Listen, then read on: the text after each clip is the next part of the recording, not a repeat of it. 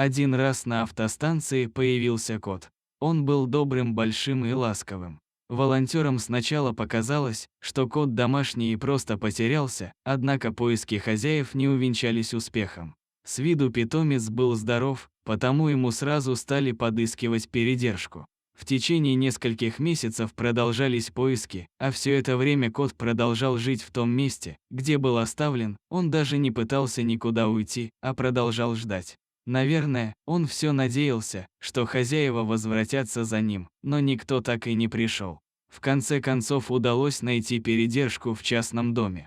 Кот, которому дали кличку Шурик, сразу же согласился пойти на руки ко временной хозяйке, вел себя очень спокойно. Однако следующим днем его не оказалось в доме, кот сбежал. Один волонтер и женщина с передержки искали его целый день, и им удалось его найти на том же месте, где он снова ждал хозяев. После этого случая стало понятно, что Шурику нужно найти передержку в квартире. Кот снова жил на улице, его обработали от паразитов и начали снова искать временное жилье. Время шло, но никто не откликался, котик продолжал обитать на улице. Шерсть утратила свой блеск, стали появляться травмы, болячки. Питомец стал превращаться в настоящего бездомного кота.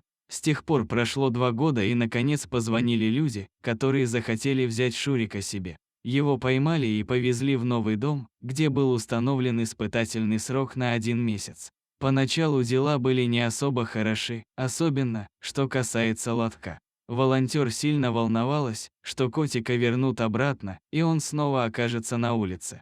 Однако все верили в кота, ведь он был очень сообразительным. И вправду спустя несколько дней все пришло в норму.